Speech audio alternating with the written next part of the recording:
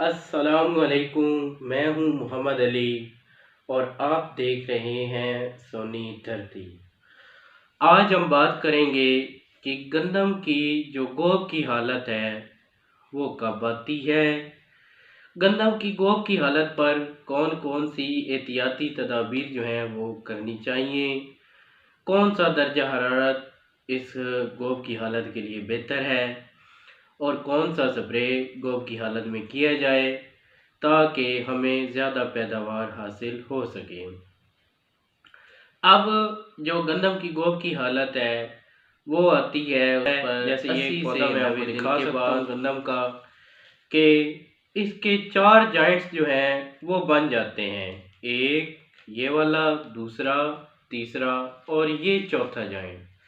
जब ये चौथा जॉइंट बन जाता है और इस वक्त जो गंदम है हमारी वो गोब की हालत में होती है। ये वाली जगह, जैसे कि ये वाली जगह मैं आपको दिखा सकता हूँ, फूल जाती है।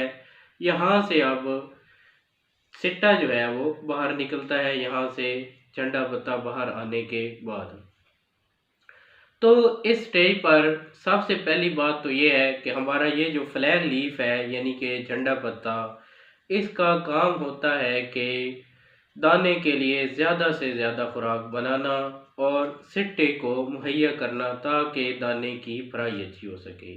इसके साथ ये जो दूसरा पत्ता है इसे हम कहते हैं पेनल्टी मेड लीफ यानी कि आखिरी से पहले वाला पत्ता। ये गंदम के पौधे के लिए 65 से 75% तक खुराक तैयार करते हैं। इसके अलावा बाकी ये पत्ते भी खुराक तैयार करते हैं, लेकिन ये कुछ टाइम के बाद जैसे जैसे सिट्टा बाहर आता है ये सूखना शुरू हो जाते हैं और इनसे खुराक जो है वो निकल कर तने में आ जाती है, इससे भी निकल कर तने में आ जाती है और ये आहिस्ता से सिट्टे की तरफ चली जाती है। ये दोनों पत्ते, दो पत्ते जो हैं ये सूख जाते हैं। इसके बाद ये वाला पत्ता और आखिर में ये वाला पत्ता, ये ज़्यादा खुराक पौधे सिट्टे के लिए तैयार करते हैं और सिट्टे को ये खुराक देते हैं। इससे सिट्टे की भराई अच्छी होती है। अगर भराई अच्छी होती है तो दाने का वज़न ज़्यादा होता है और अगर दाने का वज़न ज़्यादा होगा, दाना मोटा होगा, तो इसका मतलब है कि हमें ज़्यादा पैदावार हासिल होगी। अब गोब की हालत में जब ये वाला फ्लैग लीफ निकल आए, कौन सी ज़रूरी एहतियाती तदाबीर को मद्देनज़र रखना चाहिए। सबसे पहली बात तो ये है कि इस वक्त जब ये सिट्टा जो है निकलने के करीब हो, यानी ये वाली जगह जो है ये फूलना शुरू हो जाए, तो उस वक्त गंदम को सोखा नहीं देना चाहिए। अगर इस वक्त हम सोखा देते हैं तो सिट्टा जो है वो पूरी तरह नहीं निकल सकता और सिट्टे के अंदर जो दाने होते हैं उनकी भराई अच्छी नहीं होती। अगर दाने की भराई नहीं अच्छी नहीं होती, दाने पिचक जाते हैं जिससे हमें कम पैदावार हासिल होती है।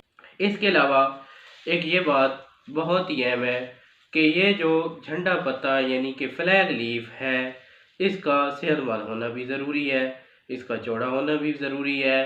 तो इसके लिए इसके ऊपर किसी किस्म का रस का या किसी और बीमारी का हमला नहीं होना चाहिए, ये टूटा हुआ नहीं होना चाहिए।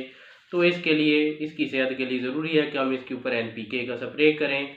अगर फंगस का अटैक आ रहा है तो फंजीसाइड जो है जैसे कि नेटिवो है या ऐसा जहर हम इस्तेमाल करें, ऐसा फंजीसाइड इस्तेमाल करें जिसके अंदर कम अज़ कम 2 मुख्तलिफ़ किस्म के फंजीसाइड्स का मिक्सचर हो।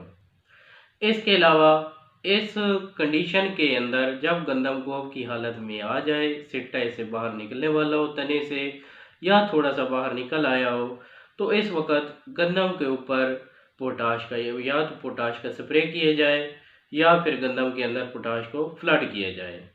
तो इसके लिए कौन सा पोटाश बेहतर है, तो फोलियर स्प्रे के लिए हम जो है वो के लीफ जो है वो इस्तेमाल कर सकते हैं। स्पीड फॉल के जो है ये इस्तेमाल कर सकते हैं 2 किलोग्राम फी एकड़ के हिसाब। जैसा कि हम पोटाश को फ्लड कर देते हैं, नाइट्रो पोटाश है इसको हम फ्लड कर देते हैं 12 किलो के हिसाब से, या 13-2-43 जो है इसको हम फ्लड कर देते हैं।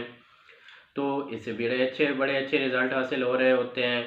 लेकिन अगर इस वक्त में पानी अवेलेबल नहीं है, यानी नहरबंदी हुई है, फ्लड नहीं कर सकते, तो स्प्रे करते हैं, इससे भी बड़े अच्छे रिज़ल्ट हासिल होते हैं।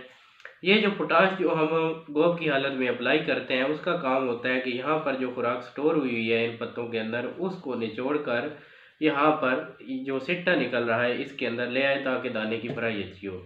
अगर इस मौका के ऊपर, इस मरला के ऊपर हम पोटाश अप्लाई नहीं करते तो जो इन पत्तों के अंदर खुराक है वो ज़्यादा से ज़्यादा क्या होगा कि ये सूख जाएंगे, तो इस तने के अंदर चली जाएगी और तने से आगे सिट्टे के अंदर ट्रांसफ़र नहीं, जिसका नुकसान ये होगा कि तैयार शुदा खुराक जो है वो बजाय इसके कि सिट्टे को मिलती अंदर वो तने के अंदर मौजूद रहेगी और वहाँ से वो सीधी तूड़ी के अंदर चली जाएगी, खुराक ज़ाय हो जाएगी और जो सिट्टा है वो छोटा साइज़ का बनेगा, दाने उसके अंदर छोटे होंगे और हमें पैदावार अच्छी हासिल नहीं होगी।